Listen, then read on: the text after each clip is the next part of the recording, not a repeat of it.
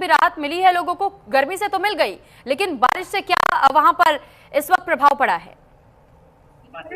जी सूर्य, जिस तरीके से मौसम विभाग की ओर से पूर्वानुमान जारी किया गया था, उसमें ये कहा गया था कि राज्य के सभी जनपदों में आज आकाशीय बिजली और तेज हवाओं के साथ थोड़ी सी बारिश की आशंका जताई गई थी। तो कहीं ना कहीं मौसम विभाग का पूर्वानुमान बिल्कुल सटीक साबित हुआ और ये देखा गया कि जब भोर सवेरे हुई तो 10 बजे के आसपास ये देखा गया कि काले बादल छा गए और बारिश भी आई। और लगातार जिस तरीके से ये भी देखा जा रहा है कि मौसम विभाग का जो पूर्वानुमान काफी लंबे समय से देते हैं, कहीं ना कहीं बिल्कुल सटीक साबित होता है। तो हरिद्वार की बात की जाए तो लगभग आधे से पौने घंटे तक बारिश होने के बाद जिस तरीके से धूप खिल चुकी है, लेकिन हरिद्वार के देहात क्षेत्र की बात की जाए तो वहां पर जिस तरीके से बारिश इतनी तेज आई थी, तो कहीं ना कहीं किसानों की जो फसलें हैं उनको नुकसान होने की संभावना जताई जा रही है। अब देखना होगा कि किस प्रकार से जो फसलें हैं उनको नुकसान हुआ है या नहीं हुआ है, किस प्रकार से ये रहेगा, ये तो एक देखने वाली बात होगी। लेकिन जिस तरीके से मौसम विभाग की ओर से पूर्वानुमान जारी किया गया 4 और 5 तारीख को ऑरेंज अलर्ट जारी किया गया था। आज की बात की जाए तो आज 3 तारीख है, तो आज के लिए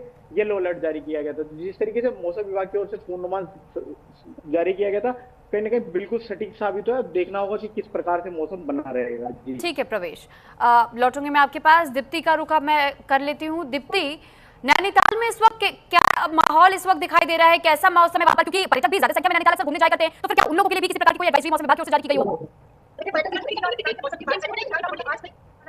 और काफी तेज बारिश हो रही है, मौसम विभाग की ओर से आने वाले 2-3 दिनों में भी जो अलर्ट है वो बताया गया है। और नैनीताल प्रशासन की ओर से पर्यटकों से भी कहा गया है कि वो लोग ऐसी तेज बारिश में घूमने के ना जाएं। और अभी अगर नैनीताल की बात करें मौसम की, तो काफी तेज बारिश और पहाड़ी, अगर हम केदारनाथ और अन्य क्षेत्र की बात करें तो वहां पर ओलावृष्टि भी हो रही है।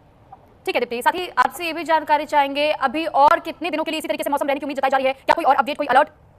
आने वाले 3-4 दिनों में 8 और 9 मई तक मौसम विभाग की ओर से अलर्ट बताया गया है और पहाड़ी क्षेत्रों में सबसे ज्यादा ओलावृष्टि और बारिश की संभावना बताई गई है। तो मौसम विभाग का कहना है कि अभी ये 3-4 दिन का जो अलर्ट है वो लगातार जारी रहने वाला है।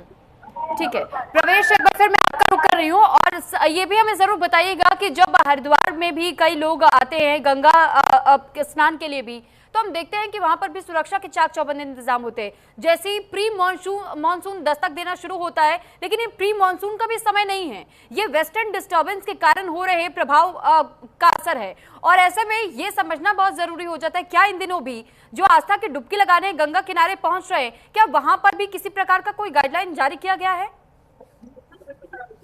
जी सूर्य, किसी प्रकार का कोई गाइडलाइन जारी नहीं किया गया है। लेकिन जिस तरीके से देखा जाता है कि जब बारिश होती है या फिर किसी भी प्रकार से जब राज्य में ट्रैफिक बढ़ता है, तो कहीं ना कहीं ये माना जाता है कि हरिद्वार से ही आप एंट्री करेंगे और उसके बाद उत्तराखंड में आगे प्रवेश करेंगे। तो ये देखा जा रहा है कि जिस तरीके से लगातार आज संडे का दिन है तो लोग उत्तराखंड की ओर रुख भी कर रहे हैं। तो कहीं ना कहीं बीते दिन की बात की जाए, शुक्रवार से देर रात से ही कहीं ना कहीं ये देखा जा रहा था कि हरिद्वार में जाम की स्थिति बनी हुई थी। तो बारिश पड़ने के बाद जगह जगह जल भराव होने की स्थिति पैदा हो जाती है। उसके बाद जिस तरीके से ये देखा जाता है कि गाड़ियां फंस जाती हैं, जाम लग जाता है, तो इस प्रकार की दिक्कतों का सामना करना पड़ता है। लेकिन जिस बात की जाए